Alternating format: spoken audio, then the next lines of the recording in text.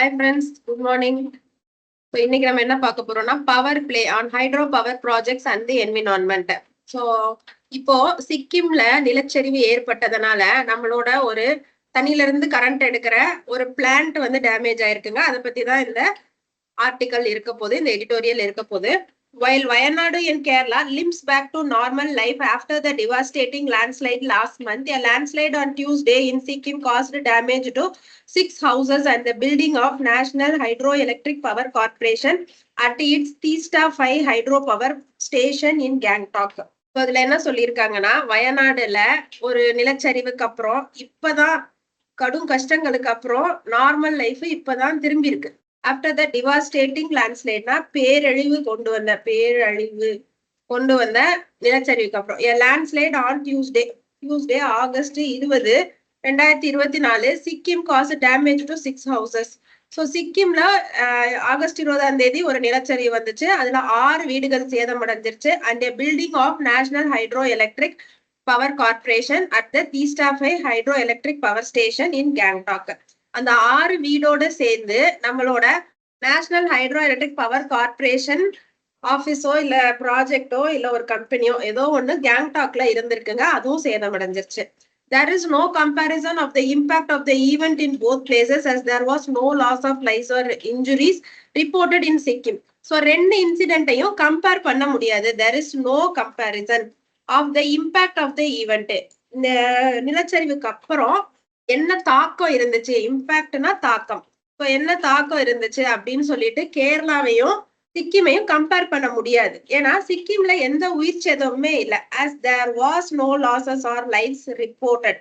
losses of lives or injuries, காயங்களோ உயிரிழப்போ report ஆகல, reported in Sikkim. However, இருந்தாலும் the cause of concern is that it is the second natural disaster led assault on a hydropower project along the Teesta. So இது வந்து 2வது இயற்கை பேரழிவு. ஓகேவாங்க.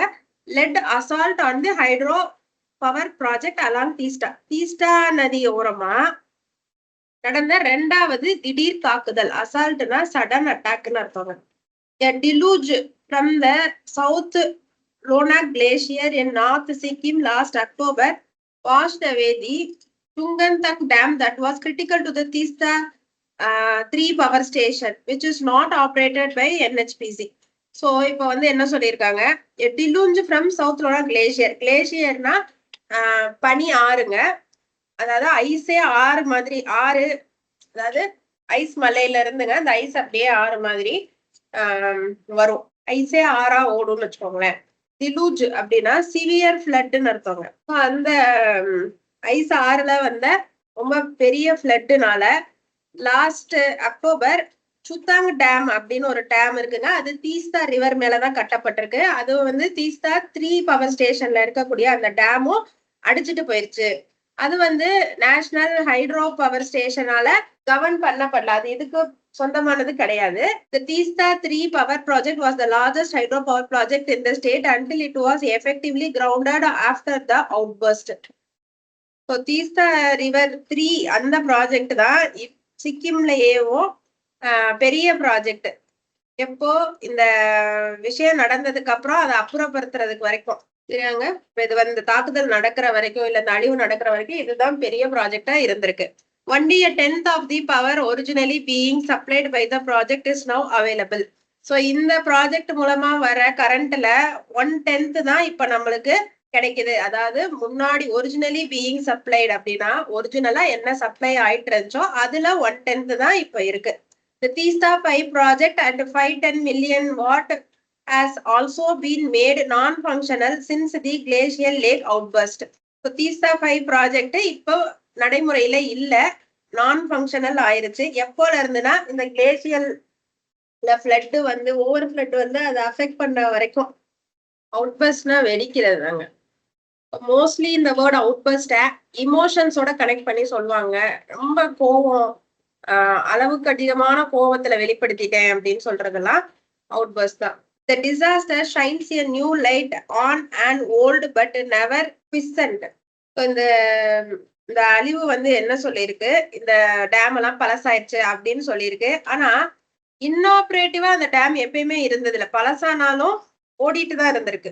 புசன்னா inoperative இல்ல டார்மன்ட் ஃபங்க்ஷன் ஆகாம இருந்திருக்குன்னு அர்த்தம். Conundrum posed by hydro power projects. ஆனா இது ஒரு பசிலா தான் இருந்திருக்கு. ஹைட்ரோ ப்ராஜெக்ட்ஸ்க்கு ஒரு கேள்விக்குறியா தான் இருந்திருக்கு. From initial proposals nearly 3 decades ago to have 47 power projects along the run of the Teesta in Sikkim and West Bengal, only 5 projects exist and about 16 are in various stages of consideration. So, முதல்ல initial ப்ரொபோசல்னா முதல்ல போட்ட plan படி 3 decades அப்படின்னா 30 வருஷங்களுக்கு முன்னாடி, ஒரு டெக்கேட்னா 10 வருஷங்க. So 3 decadesனா 30 வருஷங்களுக்கு முன்னாடி, அகோனா முன்னாடி, have 47 பவர் ப்ராஜெக்ட்ஸ், மொத்தம் 47 பவர் ப்ராஜெக்ட்ஸ் தீஸ்தா நதி ஓரம் இருக்கணும்னு வச்சிருந்தாங்க. இப்போ அதுல 5 தான் இருக்கு. 16 வந்து கட்டலாமா வேணாமான்னு ஒவ்வொரு விதவிதமான ஸ்டேஜஸ் ஆஃப் அப்ரூவல்ல இருக்குங்க. A tributary of Brahmaputra, the Teesta river originates from the Solahamo Lake at an elevation of about 5280 meters in North Sikkim. So இந்த நதி வந்து சிக்கிம்ல தாங்க உருவெடுக்குது. அது பிரம்மபுத்திரா நதியோட ஒரு கிளை ஆறு. ட்ரிபியூட்டரி அப்படின்னா கிளை ஆறு. இந்த லேக்ல இருந்து இது உருவாகுதுங்க. லேக்குனா குளம். இந்த குளத்துல இருந்து அந்த ஆறு உருவாகுது. அந்த லேக் வந்து எவ்வளவு ஹைட்ல இருக்குன்னா 5280 மீட்டர் ஹைட்ல சிக்கிம்ல, அதுவும் நார்த் சிக்கிம்ல இருக்குங்க. The river travels of about 150 kilometer in Sikkim and 123 kilometer in West Bengal. So சிக்கிம்ல வந்து ஒரு 150 கிலோமீட்டரும் இதுல 123 கிலோமீட்டரும் டிராவல் பண்ணி before entering Bangladesh from Mekhliganj in Cooch Behar district. So இது கடைசியா மெக்லி குஞ்சுன்ற இடத்துல இருந்துதான் பங்களாதேஷ்குள்ள நுழையுதுங்க. இந்த மெக்லி குஞ்சுன்றது கூச் பெரார் டிஸ்ட்ரிக்ட்ல இருக்கு. It flows another 140 kilometer in Bangladesh. பங்களாதேஷ்ல 140 kilometre ஓடி கடைசியா பே ஆஃப் பெங்கால்ல போய் கலந்துருது.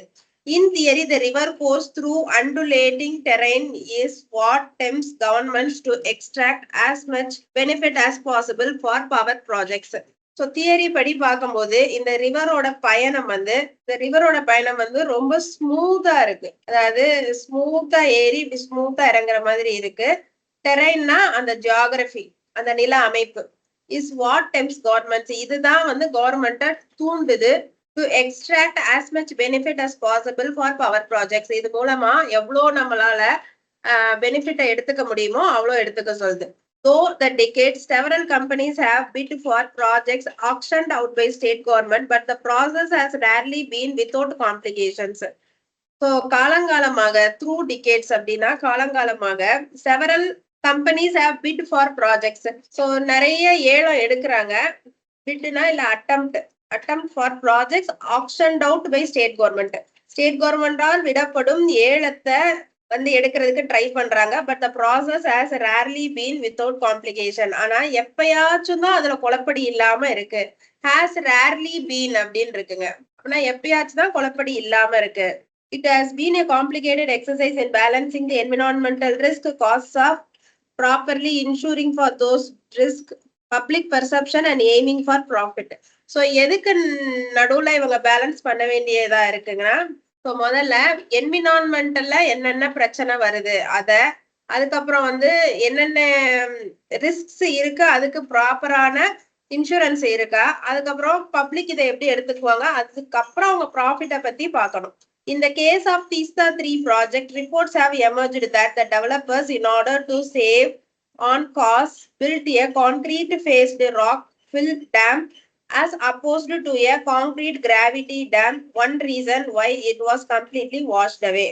So Teesta 3 project வச்சு பார்க்கும்போது ரிப்போர்ட்ஸ் என்ன சொல்லுதுன்னா, the developers, in order to save on cost, so செலவை குறைக்கிறதுக்காண்டி built a concrete faced rock fill dam. So concrete போட்டு அதுல பாறைகளை வச்சு ஒரு டேம் கட்டியிருக்காங்க. as opposed to concrete gravity dam. So gravity டேமுக்கு அப்படியே ஆப்போசிட்டா கான்கிரீட் ஃபில்டு ராக் டேம் கட்டியிருக்காங்க. இந்த ரீசன்னாலதான் அது ஈஸியா உடஞ்சு போயிடுச்சு. Environmental impact assessments of hydro power projects in the region must give a clear estimate of the actual cost involved. This will not only bolster public faith in Teesta but also be environmentally sustainable. So இப்ப இது சுற்றுப்புறத்துல என்ன தாக்கம் ஏற்படுத்துச்சு அப்படின்னு சொல்லி அவங்க ஒரு அதாவது இந்த ஃப்ளட் வந்ததுனாலையும் இந்த ஹைட்ரோ பவர் பிளான்ட் அடிச்சுட்டு போனதுனாலையும் என்ன தாக்கம் வரும்னு சொல்லிட்டு ஒரு ரிப்போர்ட் கொடுக்கும்போது இந்த ப்ராஜெக்டை கட்டுறதுக்கு எவ்வளவு செலவாச்சு அப்படின்ற இதையும் வந்து அவங்க கொடுக்கணும்.